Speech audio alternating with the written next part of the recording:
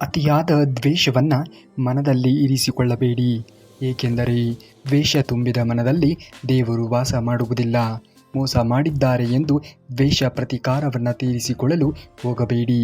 ಮೌನವಾಗಿ ಇದ್ದುಕೊಂಡು ಉತ್ತರವನ್ನು ದೇವರು ಕೊಟ್ಟೇ ಕೊಡುತ್ತಾನೆ. ತನ್ನಷ್ಟಕ್ಕೆ ತಾನೇ ಉದುರಿ ಹೋಗುತ್ತದೆ. ಆ ಪಾಪ ನಮ್ಮ ಕೈಗಳಿಗೆ ಅಂಟಿಕೊಳ್ಳುವುದು ಏಕೆ? ಕೋಪದಲ್ಲಿ ಎಂದಿಗೂ ಕೂಡ ಕೆಟ್ಟ ಮಾತುಗಳನ್ನು ಆಡುವುದಕ್ಕೆ ಹೋಗಬೇಡಿ. ನಿಮ್ಮ ಕೋಪ ಎನ್ನುವುದು ಕರಗಿಬಿಡಬಹುದು, ಆದರೆ ನೀವು ಆಡಿರುವಂತಹ ಮಾತುಗಳು ಹಾಗೆಯೇ ಉಳಿದು ಬಿಡುತ್ತದೆ ಎನ್ನುವುದನ್ನು ಮರೆಯಬೇಡಿ. ಹಾಗಾಗಿ ಕೋಪದಲ್ಲಿ ಮಾತನಾಡುವ ಮುನ್ನ ಸ್ವಲ್ಪ ಯೋಚನೆಗಳನ್ನು ಮಾಡಬೇಕಾಗಿರುವುದು ತುಂಬಾ ಅವಶ್ಯಕ. ನಮ್ಮ ಜೀವನಕ್ಕೆ ಬೇಕಾಗಿರುವಂತಹ ಬಹಳಷ್ಟು ಮುಖ್ಯವಾಗಿರುವಂತಹ ಅಂಶಗಳನ್ನು ಶ್ರೀಕೃಷ್ಣ ಪರಮಾತ್ಮನು ಹೇಳಿದ್ದಾನೆ. ಅಂತಹ ಅಂಶಗಳನ್ನು ನಾನು ಈ ವಿಡಿಯೋದ ಉದ್ದಗಲಕ್ಕೂ ಕವರ್ ಮಾಡುವಂತಹ ಕೆಲಸವನ್ನು ಮಾಡಿದ್ದೇನೆ. ತಪ್ಪದೇ ವಿಡಿಯೋವನ್ನು ಎಲ್ಲಿಯೂ ಕೂಡ ಸ್ಕಿಪ್ ಮಾಡದೆ ಸಂಪೂರ್ಣವಾಗಿರುವಂತಹ ವಿಡಿಯೋವನ್ನು ನೋಡಿ ಸಂಪೂರ್ಣವಾಗಿರುವಂತಹ ಶ್ರೀಕೃಷ್ಣ ಪರಮಾತ್ಮನ ವಚನಾಮೃತವನ್ನು ಕೇಳಿ ನಿಮ್ಮ ಜೀವನವನ್ನು ಪಾವನ ಮಾಡಿಕೊಳ್ಳಿ ಎಂದು ಕೇಳಿಕೊಳ್ಳುತ್ತಾ ಬನ್ನಿ ಶ್ರೀಕೃಷ್ಣ ಪರಮಾತ್ಮನ ವಚನಾಮೃತವನ್ನು ಕೇಳೋಣ. ಸಮಾಧಾನದಿಂದ ಇದ್ದರೆ ಎಲ್ಲವೂ ಸಾಧ್ಯವಾಗುತ್ತದೆ. ಕಾಲಾಯ ತಸ್ಮೈ ನಮಃ ಎಂದು ಹೇಳುತ್ತಾರೆ. ಕೆಲವರು ಹೂವಿನಂತೆ ಮಾತನಾಡಿ ಸುಳ್ಳಿನ ಪ್ರಪಂಚವನ್ನು ಕಟ್ಟುತ್ತಾರೆ. ಇನ್ನು ಕೆಲವರು ಮುಳ್ಳಿನಂತೆ ಮಾತನಾಡಿದರೂ ಕೂಡ ಸತ್ಯದ ಪ್ರಪಂಚವನ್ನು ತೋರಿಸುತ್ತಾರೆ. ನಾವು ಎರಡನೆಯದನ್ನು ನಂಬಬಹುದು, ಆದರೆ ಮೊದಲನೆಯದನ್ನು ಎಂದಿಗೂ ಕೂಡ ನಂಬುವುದಕ್ಕೆ ಹೋಗಲೇಬಾರದು. ಏಕೆಂದರೆ ಅವರು ಮುತ್ತಿನಂತೆ ಮಾತನಾಡಿ ನಮ್ಮನ್ನು ಯಾಮಾರಿಸಿ ಬಿಡುತ್ತಾರೆ. ಆಯ್ಕೆ ಎನ್ನುವುದು ನಿಮಗೆ ಬಿಟ್ಟಿದ್ದು. ಈ ಜಗತ್ತಿನಲ್ಲಿ ತಪ್ಪು ಮಾಡಿ ಹಾಳಾಗಿದ್ದವರಿಗಿಂತ ಹೇಳಿಕೆ ಮಾತು ಕೇಳಿ ಹಾಳಾದವರೇ ಹೆಚ್ಚು. ಬಯಸಿ ಬಂದ ಮನಸ್ಸುಗಳಿಗೆ ಬೆಲೆ ಇರಲಿ, ಮರಳಿ ಹೋದ ಮನಸ್ಸುಗಳಿಗೆ ಕ್ಷಮೆ ಇರಲಿ, ಮೋಸ ಮಾಡಿದ ಮನಸ್ಸುಗಳಿಗೆ ಶಿಕ್ಷೆ ಇರಲಿ, ನೊಂದ ಮನಸ್ಸಿಗೆ ನಗು ಎನ್ನುವುದು ಸದಾಕಾಲ ತುಂಬಿರಲಿ. ಜೀವನದಲ್ಲಿ ಮೋಸ ಮಾಡಿದ್ದಾರೆ ಎಂದು ಎಂದಿಗೂ ಕೂಡ ನೊಂದಿಕೊಳ್ಳುವುದಕ್ಕೆ ಹೋಗಲೇಬೇಡ. ಮೋಸ ಮಾಡಿದವರಿಗೆ ಮೋಸವನ್ನು ಮಾಡುವುದಕ್ಕೆ ಶ್ರೀಕೃಷ್ಣ ಪರಮಾತ್ಮನಿಗೆ ತಿಳಿದಿದೆ. ಅವನ ಮೇಲೆ ನಂಬಿಕೆಯನ್ನು ಇಟ್ಟು ಮಾಡುತ್ತಿರುವಂತಹ ಕೆಲಸಗಳನ್ನು ಮಾಡುತ್ತಾ ಮುಂದುವರಿಯುವುದನ್ನು ನೋಡು. ನಾವು ಸಂಪಾದಿಸುವುದು ಯಾವುದೂ ಕೂಡ ನಮ್ಮದಲ್ಲ. ಒಳ್ಳೆಯ ಗುಣ, ಒಳ್ಳೆಯ ನಡತೆ, ದಾನ ಧರ್ಮ, ನಾವು ಮಾಡಿದ ಪುಣ್ಯ, ಇಷ್ಟವಾದವರ ಪ್ರೀತಿ, ಇವುಗಳೇ ನಾವು ಸಂಪಾದಿಸುವಂತಹ ಕೋಟಿ ಆಸ್ತಿ ಇದ್ದಂತೆ. ಹಾಗಾಗಿ ಜೀವನದಲ್ಲಿ ನಾವು ಮೊದಲು ಮನುಷ್ಯತ್ವವನ್ನು ಗಳಿಸಿಕೊಳ್ಳಬೇಕಾಗಿರುವುದು ಒಳ್ಳೆಯದು. ಅದೇ ನೋಡಿ, ನಾವು ಬರುವಾಗಲೂ ಕೂಡ ಏನನ್ನೂ ಕೂಡ ತೆಗೆದುಕೊಂಡು ಬಂದಿರುವುದಿಲ್ಲ, ಹೊರಟು ಹೋಗುವಾಗಲೂ ಕೂಡ ಏನನ್ನೂ ಕೂಡ ತೆಗೆದುಕೊಂಡು ಹೋಗುವುದಿಲ್ಲ. ಬಂದು ಇದ್ದು ಹೋಗುವಾಗ ನಾವು ಹೇಗೆ ಜೀವನದಲ್ಲಿ ಬದುಕಿ ಹೋಗಿದ್ದೇವೆ ಎನ್ನುವುದು ತುಂಬಾ ಮುಖ್ಯವಾದಂಥದ್ದು. ನಂಬಿಕೆ ಇಲ್ಲದ ಬದುಕು ದಿಕ್ಕು ಕಾಣದೇ ಇರುವಂತಹ ದೋಣಿಯಂತೆ. ಎಷ್ಟೇ ಹುಟ್ಟು ಹಾಕಿದರೂ ಕೂಡ ದಡ ತಲುಪುವುದಕ್ಕೆ ಸಾಧ್ಯವೇ ಇಲ್ಲ. ಮೋಸಕ್ಕೆ, ನಂಬಿಕೆ ದ್ರೋಹಕ್ಕೆ ತುಂಬಾ ವ್ಯತ್ಯಾಸ ಇದೆ. ಮೋಸ ಎಲ್ಲರೂ ಕೂಡ ಮಾಡುತ್ತಾರೆ. ನಂಬಿಕೆ ದ್ರೋಹ ಎನ್ನುವುದು ನೀವು ನಂಬಿದ ಜನರು ಮಾತ್ರವೇ ಮಾಡುತ್ತಾರೆ. ಯಾರನ್ನೂ ಕೂಡ ಕಣ್ಣು ಮುಚ್ಚಿ ನಂಬುವುದಕ್ಕೆ ಹೋಗಲೇಬೇಡಿ. ಏಕೆಂದರೆ ಅಷ್ಟು ಒಳ್ಳೆಯ ವ್ಯಕ್ತಿಗಳು ಇಲ್ಲಿ ಇದ್ದಾರೆ ಎಂದು ಹೇಳುವುದಕ್ಕೆ ಅಸಾಧ್ಯ. ನೋಡಿ, ಜೀವನದಲ್ಲಿ ಒಳ್ಳೆಯ ಅಂಶಗಳನ್ನು ನೀವು ಅಳವಡಿಸಿಕೊಳ್ಳಬೇಕು. ನಾವು ಮಾಡಿದ ಕರ್ಮ ನಮ್ಮ ಬೆನ್ನು ಬಿಡುವುದಿಲ್ಲ. ನಾವು ಮಾಡಿದ ಪುಣ್ಯ ನಮ್ಮ ಕೈಯನ್ನು ಬಿಡುವುದಿಲ್ಲ. ನಂಬಿಸಿ ದ್ರೋಹ ಮಾಡಿದವರಿಗೂ ಕೂಡ ಧನ್ಯವಾದವನ್ನು ಹೇಳಬೇಕು. ಏಕೆ ಗೊತ್ತಾ? ಎಲ್ಲರ ಮೇಲೆ ನಂಬಿಕೆ ಇಡಬಾರದು ಎನ್ನುವ ಪಾಠವನ್ನು ನಮಗೆ ಕಲಿಸಿಕೊಟ್ಟಿದ್ದಕ್ಕಾಗಿ. ಹಾಗಾಗಿ ಯಾರೇ ಏನೇ ಮಾಡಿದರೂ ಕೂಡ ಎಲ್ಲವನ್ನ ನೋಡಿಕೊಳ್ಳುವವನು ಮೇಲೆ ಇರುವಂತಹ ಶ್ರೀಕೃಷ್ಣ ಪರಮಾತ್ಮನು. ಅವನ ಮೇಲೆ ನಂಬಿಕೆಯನ್ನು ಇಟ್ಟು ನಿಮ್ಮ ಕೆಲಸ ಕಾರ್ಯಗಳನ್ನು ಮಾಡುತ್ತಾ ಮುಂದುವರಿಯುವುದನ್ನು ನೋಡಬೇಕು. ಕೆಲವರು ಸುಳ್ಳು ಹೇಳುತ್ತಿದ್ದರೂ ಕೂಡ ಅದು ನಮಗೆ ಗೊತ್ತಿರುತ್ತದೆ. ಆದರೂ ಕೂಡ ನಾವು ಗೊತ್ತಿಲ್ಲದವರಂತೆ ಸುಮ್ಮನೆ ಇರುತ್ತೇವೆ.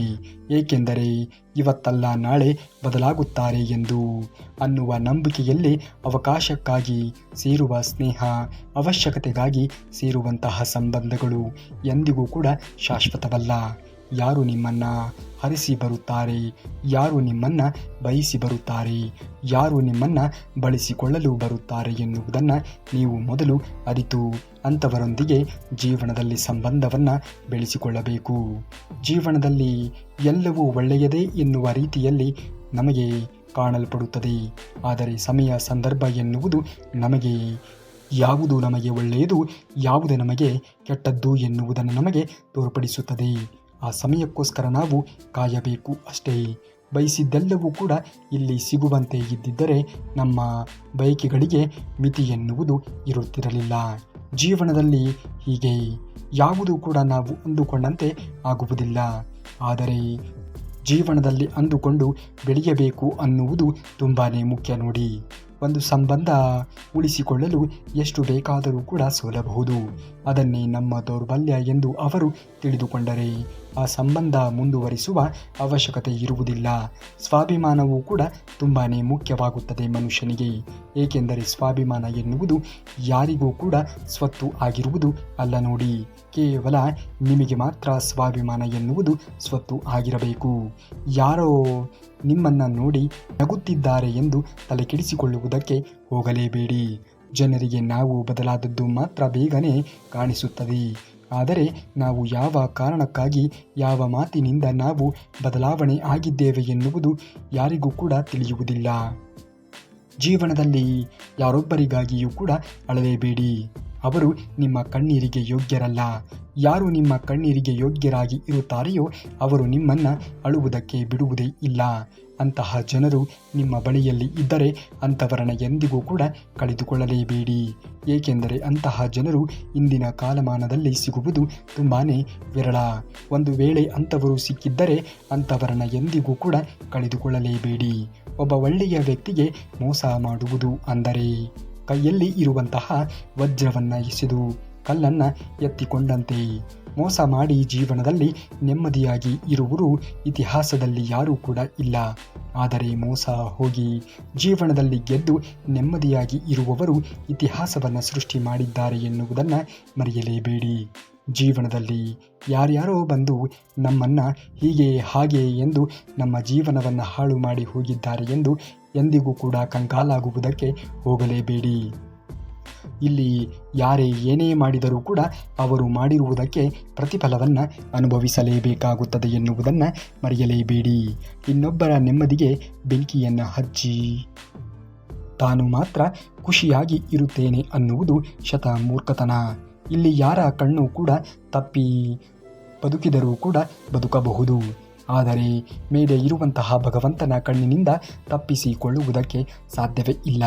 ಹಾಗಾಗಿ ಜೀವನದಲ್ಲಿ ಯಾರೋ ಏನೋ ಹೇಳುತ್ತಿದ್ದಾರೆ, ಯಾರೋ ಏನೋ ಹೇಳಿದರು ಎಂದು ನಿಮ್ಮ ಸಂಬಂಧಗಳಲ್ಲೇ ಆಗಲಿ, ನಿಮ್ಮ ನೆಮ್ಮದಿಗಳಲ್ಲೇ ಆಗಲಿ ಬೆಂಕಿ ಹಿಂಡಿದವರನ್ನು, ಬೆಂಕಿ ಇಟ್ಟವರನ್ನು ಎಂದಿಗೂ ಕೂಡ ನೀವು ಸೇಡನ್ನು ತೀರಿಸಿಕೊಳ್ಳುವುದಕ್ಕೆ ಹೋಗಲೇಬೇಡಿ. ಮೇಲೆ ಇರುವವನಿಗೆ ಎಲ್ಲವೂ ಕೂಡ ತಿಳಿದಿರುತ್ತದೆ. ಯಾರಿಗೆ ಯಾವ ಸಂದರ್ಭದಲ್ಲಿ ಏನನ್ನು ಕೊಡಬೇಕು, ಯಾರಿಗೆ ಯಾವ ಸಂದರ್ಭದಲ್ಲಿ ಏನನ್ನು ಕೊಡಬಾರದು ಎನ್ನುವುದು ಆತನಿಗೆ ತುಂಬ ಚೆನ್ನಾಗಿ ತಿಳಿದಿದೆ.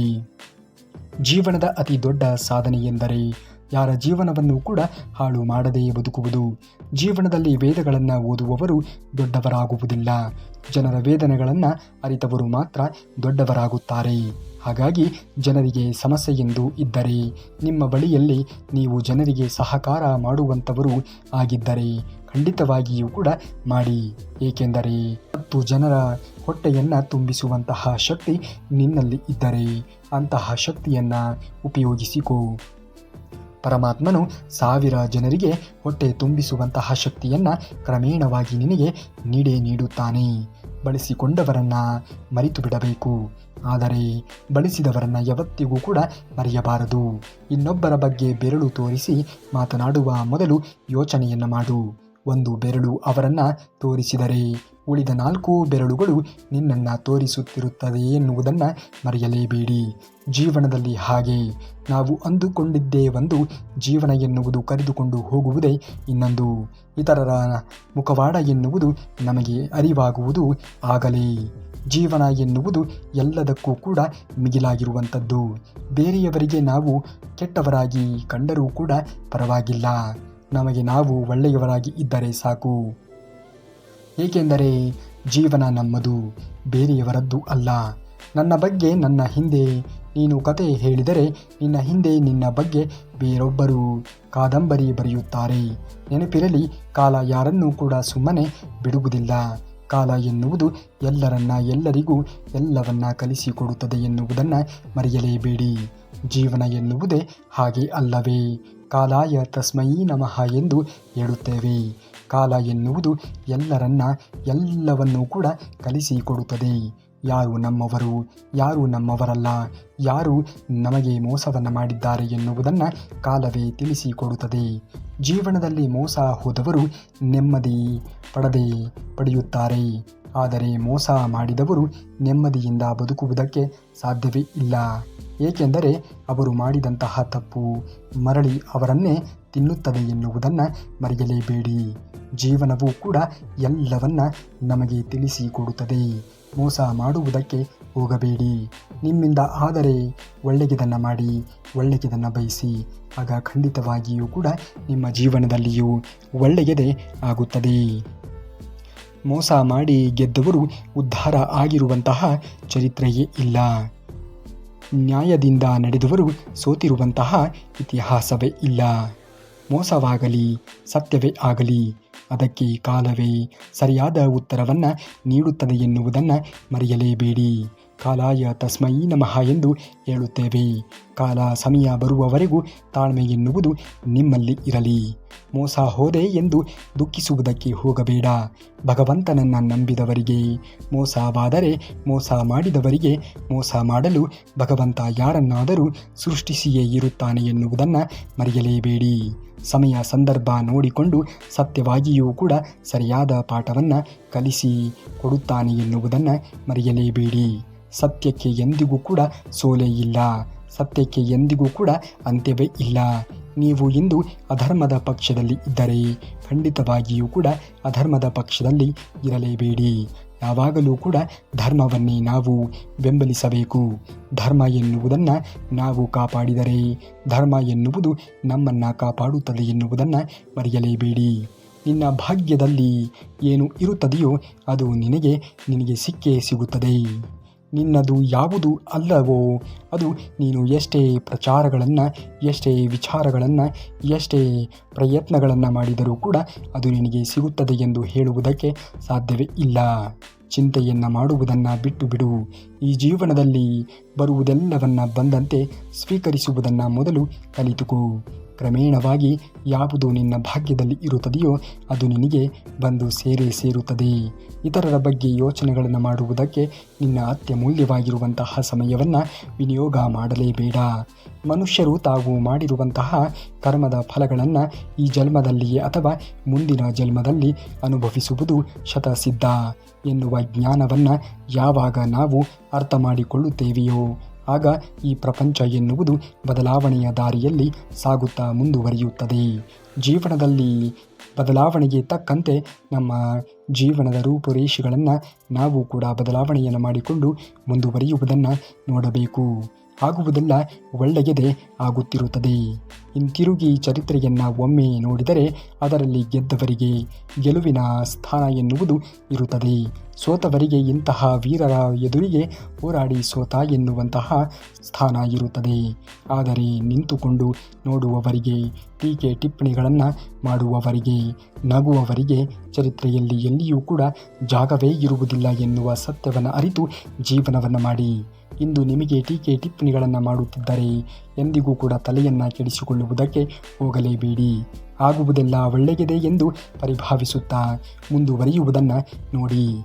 ಉಳಿಕಿರುವುದನ್ನು ದೇವರು ಶ್ರೀಕೃಷ್ಣ ಪರಮಾತ್ಮನು ನೋಡಿಕೊಳ್ಳುತ್ತಾನೆ.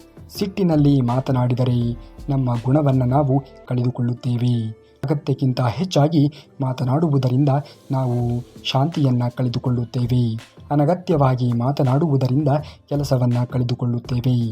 ಅಹಂಕಾರದಿಂದ ಮಾತನಾಡಿದರೆ ಇರುವ ಪ್ರೀತಿಯನ್ನು ನಾವು ಕಳೆದುಕೊಳ್ಳುತ್ತೇವೆ. ಯಾವುದೇ ಕಾರಣಕ್ಕೂ ಕೂಡ ಜೀವನದಲ್ಲಿ ಅಹಂಕಾರದಿಂದ ಮಾತನಾಡುವುದಕ್ಕೆ ಹೋಗಲೇಬಾರದು. ಎಂತಹ ಸ್ಥಾನಕ್ಕೆ ನೀನು ಏರಿದರೂ ಕೂಡ ಜೀವನ ಎನ್ನುವುದು ಅತ್ಯಮೂಲ್ಯವಾಗಿರುವಂಥದ್ದು. ಈ ಜೀವನದಲ್ಲಿ ನಾವು ಎಂದಿಗೂ ಕೂಡ ಅಹಂಕಾರವನ್ನು ಪಡುವುದಕ್ಕೆ ಹೋಗಲೇಬಾರದು. ಸುಳ್ಳು ಮಾತನಾಡಿದಾಗ ಹೆಸರನ್ನು ಕಳೆದುಕೊಳ್ಳುತ್ತೇವೆ. ನಾವು ಜೀವನದಲ್ಲಿ ವೇಗವಾಗಿ ಮಾತನಾಡಿದಾಗ ನಮ್ಮ ಮಾತಿನ ಅರ್ಥವನ್ನು ಕಳೆದುಕೊಳ್ಳುತ್ತೇವೆ. ಆದರೆ ನಾವು ಜೀವನದಲ್ಲಿ ಪ್ರೀತಿಯಿಂದ ಮಾತನಾಡಿದರೆ ನಾವು ಕಳೆದುಕೊಂಡಿರುವುದೆಲ್ಲವನ್ನೂ ಕೂಡ ಮರಳಿ ಪಡೆಯುತ್ತೇವೆ. ಜೀವನದಲ್ಲಿ ಏನು ತಾನೇ ಇದೆ ಹೇಳಿ? ಪ್ರೀತಿಯಿಂದ ಇದ್ದು ಪ್ರೀತಿಯನ್ನು ಸಂಪಾದಿಸಿಕೊಂಡು ಪ್ರೀತಿಯನ್ನು ವಿನಿಯೋಗ ಮಾಡಿ ಪ್ರೀತಿಯಿಂದ ಗಳಿಸಿ ಎಲ್ಲವನ್ನ ಬಿಟ್ಟು ಹೊರಟು ಹೋಗಬೇಕು. ಯಾರೂ ಕೂಡ ಏನನ್ನ ತೆಗೆದುಕೊಂಡು ಹೋಗುವುದಿಲ್ಲ. ಬಂದಿರುವುದೇ ಒಬ್ಬಂಟಿಯಾಗಿ, ಹೊರಟು ಹೋಗುವಾಗಲೂ ಕೂಡ ಹೋಗುವುದು ಒಬ್ಬಂಟಿಯಾಗಿ. ಯಾರು ಏನನ್ನೂ ಕೂಡ ತೆಗೆದುಕೊಂಡು ಹೋಗುವುದೇ ಇಲ್ಲ. ನೀವು ಮಾಡುವ ಕೆಲಸದ ಮೇಲೆ ನಿಷ್ಠೆ, ಗೌರವ ಇರಬೇಕು. ಆದ್ದರಿಂದ ಯಾವುದೇ ಪ್ರತಿಫಲವನ್ನು ಎದುರು ನೋಡಬೇಡಿ. ಒಂದು ವೇಳೆ ನೀವು ಮಾಡುತ್ತಿರುವ ಕೆಲಸದಲ್ಲಿ ನಿಮ್ಮ ಗುರಿ ತಲುಪುವಲ್ಲಿ ವಿಫಲವಾದರೆ ಅದಕ್ಕಾಗಿ ನೀವು ಬಳಸುತ್ತಿರುವಂತಹ ತಂತ್ರವನ್ನು ಬದಲಿಸಿ ಹೊರತು ಯಾವುದೇ ಕಾರಣಕ್ಕೂ ಕೂಡ ನಿಮ್ಮ ಗುರಿಯನ್ನು ಬದಲಿಸುವುದಕ್ಕೆ ಹೋಗಲೇಬೇಡಿ. ಗುರಿ ಎನ್ನುವುದು ಶಾಶ್ವತವಾಗಿ ಇರುವಂಥದ್ದು. ತಂತ್ರಗಳನ್ನು ಬದಲಿಸಿ ನೋಡಿ, ಆ ಗುರಿಯನ್ನು ತಲುಪುತ್ತೀರಾ. ಎಂದಿಗೂ ಕೂಡ ಹತಾಶೆಗೆ ಒಳಗಾಗಬೇಡಿ. ಒಮ್ಮೆ ಜೀವನದಲ್ಲಿ ಸೋಲಾದರೆ ಮತ್ತೆ ನಾನು ಎದ್ದು ನಿಲ್ಲುವುದಕ್ಕೆ ಸಾಧ್ಯವೇ ಇಲ್ಲ ಎಂದು ಎಂದಿಗೂ ಕೂಡ ಯೋಚನೆಗಳನ್ನು ಮಾಡುವುದಕ್ಕೆ ಹೋಗಲೇಬೇಡಿ. ಎಲ್ಲದಕ್ಕೂ ಕೂಡ ಒಂದು ಕಾರಣ ಎನ್ನುವುದು ಇದ್ದೇ ಇರುತ್ತದೆ. ಎಲ್ಲದಕ್ಕೂ ಕೂಡ ಒಂದು ಸಮಯ ಎನ್ನುವುದು ಇದ್ದೇ ಇರುತ್ತದೆ. ಆ ಸಮಯ, ಆ ಕಾರಣ ಎನ್ನುವುದು ಬಂದಾಗ ಮಾತ್ರ ಬದುಕಿನಲ್ಲಿ ನಾವು ಮುಂದೆ ಬರುವುದಕ್ಕೆ ಸಾಧ್ಯವಾಗುತ್ತದೆ. ನೀವು ಮಾಡುತ್ತಿರುವ ಎಲ್ಲ ಕೆಲಸಗಳನ್ನು ತಪ್ಪದೇ ಮಾಡಿ. ಆದರೆ ದುರಾಸೆಯಿಂದ, ಕಾಮದಿಂದ, ಅಹಂಕಾರದಿಂದ ಮಾಡಲೇಬೇಡಿ. ಇವುಗಳ ಹೊರತಾಗಿ ಪ್ರೀತಿ, ಕರುಣೆ, ವಿನಮ್ರತೆ ಮತ್ತು ಭಕ್ತಿಯಿಂದ ಮಾಡಿ. ಜೀವನದಲ್ಲಿ ನಡೆಯುವುದೆಲ್ಲವೂ ಕೂಡ ಒಳ್ಳೆಯದಕ್ಕಾಗಿಯೇ ನಡೆಯುತ್ತದೆ ಎನ್ನುವುದನ್ನು ಎಂದಿಗೂ ಕೂಡ ಮರೆಯಲೇಬೇಡಿ. ಖಂಡಿತವಾಗಿಯೂ ಕೂಡ ಎಲ್ಲವೂ ಒಳ್ಳೆಯದೇ ಆಗುತ್ತದೆ. ನೀವು ಜೀವನದಲ್ಲಿ ಎಂದಿಗೂ ಕೂಡ ಬೇರೆಯವರ ಮೇಲೆ ಅವಲಂಬಿತವಾಗಿ ಜೀವನವನ್ನು ನಿರ್ವಹಿಸುವುದಕ್ಕೆ ಹೋಗಲೇಬೇಡಿ. ಪ್ರಸ್ತುತ ನಿಮ್ಮ ಜೀವನದಲ್ಲಿ ಏನು ನಡೆಯುತ್ತಾ ಇದೆಯೋ ಅದೆಲ್ಲವೂ ಸಹ ಉತ್ತಮವಾದ ಕಾರಣಕ್ಕಾಗಿಯೇ ನಡೆಯುತ್ತಾಗಿದೆ. ಮುಂದಿನ ಸಮಯದಲ್ಲಿ ನಡೆಯುವುದು ಸಹ ಒಳ್ಳೆಯದಕ್ಕಾಗಿಯೇ ನಡೆಯುತ್ತದೆ. ಭವಿಷ್ಯದ ಬಗ್ಗೆ ಚಿಂತನೆಗಳನ್ನು ಮಾಡುವುದಕ್ಕೆ ಹೋಗಬೇಡಿ. ವರ್ತಮಾನಕ್ಕಾಗಿ ಜೀವಿಸುವುದನ್ನು ನೋಡಿ. ವರ್ತಮಾನದಲ್ಲಿ ಏನು ಇದೆಯೋ ಅದನ್ನು ಸ್ವೀಕರಿಸುವುದನ್ನು ನೋಡಬೇಕು. ವರ್ತಮಾನದಲ್ಲಿ ನಾವು ಬದುಕುವುದನ್ನು ಕಲಿತಾಗ ಮಾತ್ರ ಜೀವನದಲ್ಲಿ ನಾವು ಬದುಕುವುದಕ್ಕೆ ಸಾಧ್ಯವಾದೀತು. ಎಂತಹ ತಿರುಳುಗಳು ನಮ್ಮ ಜೀವನದಲ್ಲಿ ಎದುರಾದರೂ ಕೂಡ ಯಾವುದಕ್ಕೂ ಕೂಡ ಹೆದರುವುದಕ್ಕೆ ಹೋಗಲೇಬಾರದು. ಎಲ್ಲವೂ ಒಳ್ಳೆಯದಕ್ಕೆ ಎಂದು ಪರಿಭಾವಿಸುವುದನ್ನು ನೋಡಬೇಕು. ಮನುಷ್ಯನು ಖಾಲಿ ಕೈಯಲ್ಲಿ ಬರುತ್ತಾನೆ, ಖಾಲಿ ಕೈಯಲ್ಲಿ ಹೋಗುತ್ತಾನೆ ಎಂದು ಎಲ್ಲರೂ ಕೂಡ ಹೇಳುತ್ತಾರೆ. ಆದರೆ ಮನುಷ್ಯನು ಬರುವಾಗ ಭಾಗ್ಯದ ಜೊತೆಗೆ ಬರುತ್ತಾನೆ ಮತ್ತು ಹೊರಟು ಹೋಗುವಾಗ ತಾನು ಇಡೀ ಜೀವನದಲ್ಲಿ ಮಾಡಿರುವಂತಹ ಕರ್ಮದ ಫಲಗಳನ್ನು ಹೊತ್ತಿಕೊಂಡು ಹೋಗುತ್ತಾನೆ. ಹಾಗಾಗಿಯೇ ಹೇಳುವುದು, ಇಂದು ಮಾಡುತ್ತಿರುವಂತಹ ಕರ್ಮಗಳನ್ನು ಸರಿಯಾಗಿ ನೋಡಿ ಮಾಡಬೇಕು. ನಿನ್ನ ಕರ್ಮಗಳಿಂದ ಯಾರಿಗೂ ಕೂಡ, ಯಾರ ಜೀವನಕ್ಕೂ ಕೂಡ ಭಂಗ ಆಗುವಂತೆ ಇರಲೇಬಾರದು. ಸುಖ ಎನ್ನುವುದು ಎಲ್ಲರಲ್ಲಿಯೂ ಕೂಡ ಇದೆ. ಆದರೆ ಮತ್ತೊಬ್ಬರ ಸಂತೋಷವನ್ನು ನೋಡಿ ಎಲ್ಲರೂ ಕೂಡ ದುಃಖಿಗಳಾಗಿದ್ದಾರೆ, ದುಃಖವನ್ನು ಪಡುತ್ತಿದ್ದಾರೆ ಅಷ್ಟೇ. ಈ ಪ್ರಪಂಚದಲ್ಲಿ ಯಾವುದೂ ಸಹ ಶಾಶ್ವತವಲ್ಲ. ಇಲ್ಲಿ ಎಲ್ಲವೂ ಕೂಡ ನಶ್ವರ. ಈ ಸತ್ಯವನ್ನು ಅರಿತು ಜೀವನವನ್ನು ಮಾಡುವುದನ್ನು ಮನುಷ್ಯ ಕಲಿಯಲೇಬೇಕು. ಆಗ ತಾನೇ ಖಂಡಿತವಾಗಿಯೂ ಕೂಡ ಜೀವನದಲ್ಲಿ ಏನಾದರೂ ಒಂದು ನಾವು ಬದಲಾವಣೆಯನ್ನು ಕಾಣುವುದಕ್ಕೆ ಸಾಧ್ಯವಾದೀತು. ಪ್ರತಿಯೊಬ್ಬರ ದೇಹಕ್ಕೂ ಕೂಡ ಒಂದು ಆಯಸ್ಸು ಇದ್ದೇ ಇರುತ್ತದೆ. ಹಾಗಾಗಿ ನಿಮ್ಮ ಗುರುತಿಗಾಗಿ ದೇಹವನ್ನು ಬಳಸಿಕೊಳ್ಳುವುದರಿಂದ ಯಾವುದೇ ಪ್ರಯೋಜನ ಇಲ್ಲ. ಆತ್ಮವನ್ನು ಬಿಟ್ಟು ಎಲ್ಲವೂ ಕೂಡ ನಶ್ವರ. ದೇಹ ಅಂತ್ಯವಾದ ನಂತರ ನಾವು ಏನನ್ನ ತೆಗೆದುಕೊಂಡು ಹೋಗಲು ಆಗುವುದಿಲ್ಲ ಎನ್ನುವ ಸತ್ಯವನ್ನು ಅರಿತು ಜೀವನವನ್ನು ಮಾಡುವುದನ್ನು ನೋಡಬೇಕು. ಪ್ರತಿಯೊಬ್ಬರಿಗೂ ಕೂಡ ಸಮಯ, ಕಾಲ ಎನ್ನುವುದು ಕೂಡಿ ಬಂದೇ ಬರುತ್ತದೆ. ಆ ಸಮಯ ಎನ್ನುವುದು ನಿಮಗೋಸ್ಕರ ಬರುವವರೆಗೂ ನೀವು ತಾಳ್ಮೆಯನ್ನು ತೆಗೆದುಕೊಂಡು ಕಾದು ನೋಡುವುದು ಮಾತ್ರ ನಿಮ್ಮ ಕಾಯಕವಾಗಬೇಕು. ಯಾರ ಜೊತೆಗೆ ಕರೆದುಕೊಂಡು ಹೋಗುವುದು ಸಾಧ್ಯವೇ ಇಲ್ಲ. ಒಂದು ಒಳ್ಳೆಯ ಕೆಲಸಕ್ಕಾಗಿ ಪ್ರಯತ್ನ ಎನ್ನುವುದು ಹೆಚ್ಚಾದಷ್ಟು ಹಣೆಬರಹ ಸಹ ಅದರ ಎದುರಿಗೆ ತಲೆಬಾಗಲು ನಿಲ್ಲುತ್ತದೆ. ಜೀವನದಲ್ಲಿ ನಾವು ಮಾಡುವ ಕೆಲಸವನ್ನು ಮಾಡುತ್ತಾ ಮುಂದುವರಿಯುವುದನ್ನು ನೋಡಬೇಕು. ಇದು ನಿಶ್ಚಿತವಾದದ್ದು. ನೆಮ್ಮದಿ ಎನ್ನುವುದು ಹಣ ಅಥವಾ ವಸ್ತುಗಳಲ್ಲಿ ಇರುವುದಿಲ್ಲ, ಬದಲಾಗಿ ನಮ್ಮ ಮನಸ್ಸು ಮತ್ತು ಯೋಚನೆಯಲ್ಲಿ ಇರುತ್ತದೆ. ಕಷ್ಟವೇ ಪಡದೆ ಸಿಗುವಂತಹ ಸುಖ ಸಂತೋಷವನ್ನು ತರುವುದಿಲ್ಲ. ಹಾಗಾಗಿ ಸಂತೋಷವನ್ನು ಕಷ್ಟದಲ್ಲಿ ಹುಡುಕುವುದನ್ನು ನಾವು ಕಲಿಯಬೇಕು. ಕಷ್ಟಪಟ್ಟು ದುಡಿದು ತಿನ್ನುವುದನ್ನು ನೋಡಬೇಕು.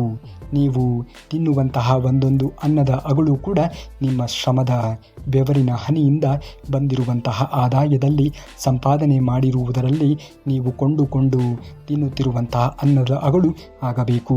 ಅಂದಾಗ ಮಾತ್ರ ನಿಮ್ಮ ಬದುಕು ಎನ್ನುವುದು ಸಾರ್ಥಕತೆಯನ್ನು ಪಡೆದುಕೊಳ್ಳುವುದಕ್ಕೆ ಸಾಧ್ಯವಾದೀತು. ಬದುಕೆನ್ನುವ ಈ ಹೋರಾಟದಲ್ಲಿ ನಾವು ಮಾಡುವ ಎಲ್ಲ ಕೆಲಸಗಳನ್ನು ಪ್ರಾಮಾಣಿಕತೆಯಿಂದ ಮಾಡಬೇಕು. ಏನು ಆಗಬೇಕು ಎಂದು ಆ ದೇವರು ಬಯಸುತ್ತಾನೆಯೋ ಅದೇ ಆಗುವುದು.